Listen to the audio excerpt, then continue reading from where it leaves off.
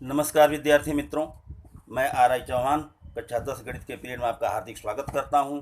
आज हम इसमें देखेंगे अध्याय 14 सांख्यिकी और इसमें प्रश्नावली 14.1। प्रश्नावली 14.1 के कुछ प्रश्न हमने पहले भी आपको हल करके बताया था। आज हम इसमें से देखते हैं प्रश्न नंबर 3, जिसमें एक बारंबारता लुप्त है।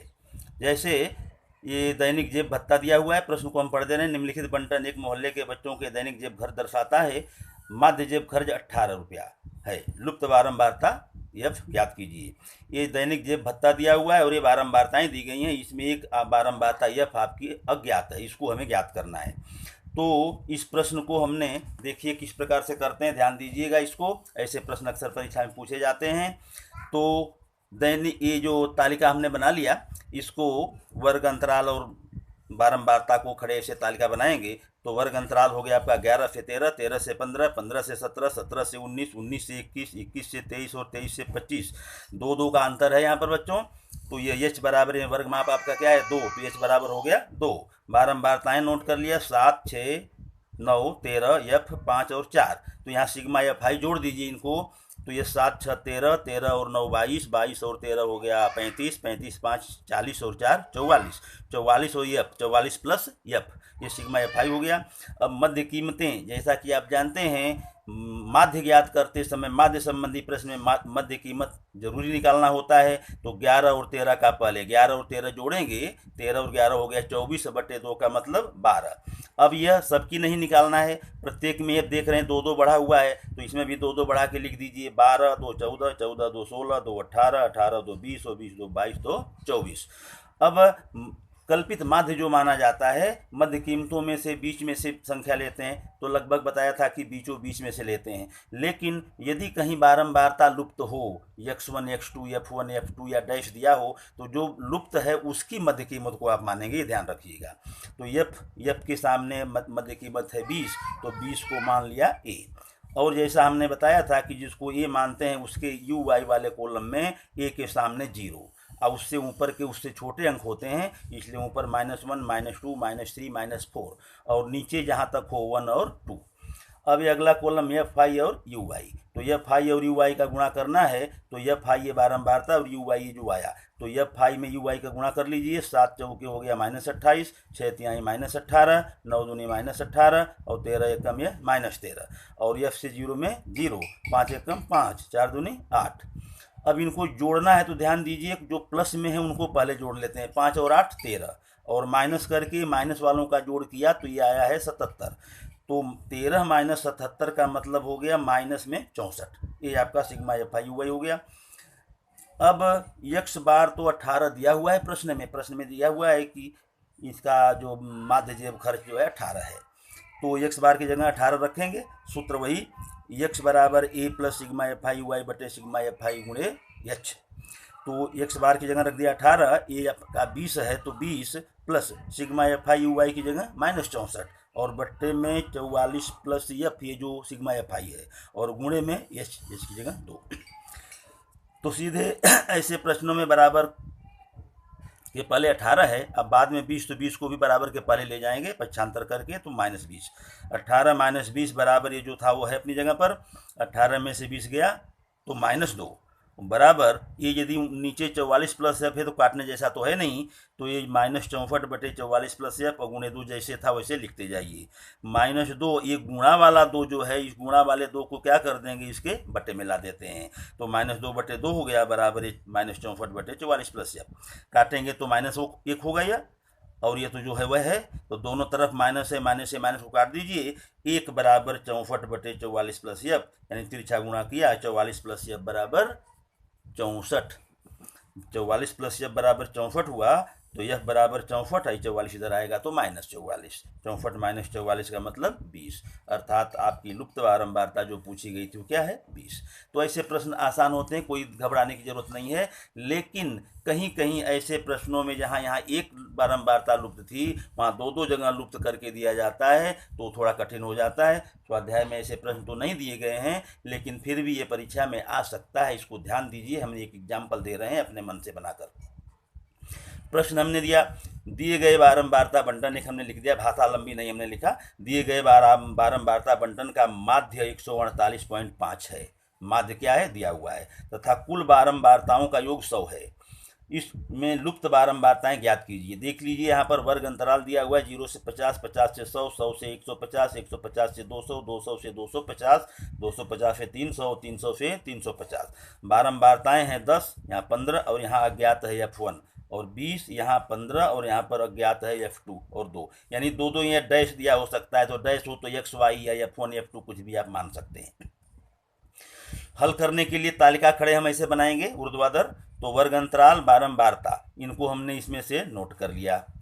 अब ये मध्य कीमत ज्ञात करने के लिए पहले वर्ग की ज्ञात कीजिए। 0 और 50 जोड़ेंगे 50, और 50/2 का मतलब हो गया 25। अब यहाँ हम देख रहे हैं 0 से 50, 50 से 100, यानी ये 0, 50, 100, 150, 200, 250, 300, 50, 50 बढ़ा है बच्चों। तो यश बराबर क्या हो गया आपका 50। वर्ग माप आपकी क्या है 50। तो जब यह 50, 50 है तो मध्य कीमत को भी 50, 50 बढ़ा दीजिए। 25, 50 हो गया 75। 75 में 50 जोड़े 125, फिर 50 जोड़ा 175, फिर 50 जोड़े 225, फिर 50 जोड़ा 275, और फिर 50 जोड़ेंगे 325। ये मध्य कीमतें बन गई। इसमें अज्ञात दो जगह है, F1 और F2। किसी एक अज्ञात वाले मध्य कीमत को आप ये मान सकते हैं, F2 वाले को मानिए चाहे F1 वाले को मानिए। चलिए हम F1 वाले को मान लेते हैं। F1 की मध्य कीमत है 125, इसको मान लिया A। तो जैसा आप जानते हैं A के सामने UY 0 होता है, इसके ऊपर छोटे इससे छोटे अंक होते हैं तो -1, -2, और नीचे इससे बड़े होते हैं, इसलिए 1, 2, 3, 4 ऐसे करते चले गए। अगला कॉलम FI UY है। FI में UY का गुणा, यहाँ FI और UY ध्यान रखने का, तो 10 दूनी हो गया -20, और 15 एकम -15। F1 का 0 में तो 0 ही होगा, 20 एकम 20, 15 दूनी 30, और F2 का 3 में 3 F2। इसको ध्यान रखने का है, जोड़ते समय ध्यान रखना है कि ये किसी में जुड़ न जाए। और 2 चौके 8। अब सिग्मा FI UY बना लेते हैं। तो सिग्मा FI UY में पहले प्लस वालों को 20 और 30, 50, इसको ध्यान रखना है, इसको साथ में नहीं जोड़ना है। 20, 30, 50 और 8, 58। 58 माइनस ये 20 और 15 हो गया 35। आगे लिख दीजिए +3 F2। 58 में से 35 घटाएंगे 23, 23 + 3 F2, ये आपका हो गया सिग्मा FI UY। और सिग्मा FI को जोड़ दे रहे हैं, F1 और F2 को छोड़ करके जोड़ेंगे 10 और 15 और 20 और 15 और 2, इनको जोड़ दिया तो हो गया बच्चों 62। 62 + F1 + F2, ये आपका सिग्मा FI है। अब आगे गणना देखिए इसकी। यहाँ पर ये 62 + F1 + F2 जो आया है, ये तो सिग्मा FI हुआ, लेकिन प्रश्न में ऊपर दिया हुआ है कि बारंबारताओं का योग 100 है। यहाँ पर देखिए बारंबारताओं का योग 100 है लिखा हुआ है, तो बारंबारताओं के योग को ही सिग्मा FI कहते हैं, अर्थात सिग्मा FI ये 100 भी है। तो इसलिए इस सिग्मा FI के बराबर में हम 100 लिख सकते हैं। तो लिख दिया 62 + F1 + F2 = 100। तो इसलिए F1 + F2 बराबर पक्षांतर करेंगे, 62 इस बार आएगा तो -62, 100 में से 62 गए 38, तो F1 + F2 बराबर हो गया 38। अब x बार बराबर 148.5 दिया हुआ है, तो x बार की जगह हम यह रखेंगे, तो x बार बराबर ये प्लस सिग्मा FI UY बटे सिग्मा FI गुणे, यह चीज़ आपका सूत्र है, याद रखिए। x बार की जगह रख दिया 148.5 प्लस ए हमने माना हुआ है 125, तो ए की जगह रख दिए 125 प्लस ये आया हुआ है 23 + 3 F2 बटे में ये आवृत्तियों का योग जो सिग्मा FI है, सिग्मा FI की जगह हम क्या रखेंगे, सीधे 100 रखेंगे, 100 गुणे में यश की जगह 50। अब देखिए 50 से 100 कट रहा है, तो 50, 50 दूनी 100, 2 बार में काट दिए। अब 125 को बराबर के पीछे ले जाएंगे पक्षांतर करके, 148.5 माइनस 125 और बराबर, अब ये बचा 23 + 3 F2 बटे में 2। तो 148.5 में से 125 घटा दिया 23.5 बराबर 23 + 3 F2 बटे 2। अब ये जो है तिरछा गुणा कर दे रहे हैं, 23 + 3 F2 बराबर 23.5 में 2 से गुणा हो जाएगा तो 47.0 यानी 47। तो 23 + 3 F2 बराबर 47 है, तो 3 F2 बराबर 47 और 23 पक्षांतर होकर इधर आएगा तो -23, 47 में से 23 गया 24, तो 3 F2 बराबर 24 है, इसलिए F2 बराबर आएगा 24/3, तो F2 बराबर हो जाएगा 3 3 8 24 यानी F2 बराबर 8। अब ध्यान दीजिए कि जो ये F1 + F2 बराबर 38 आया, इसको आप एक नंबर परिणाम भी ऐसा लिख सकते हैं।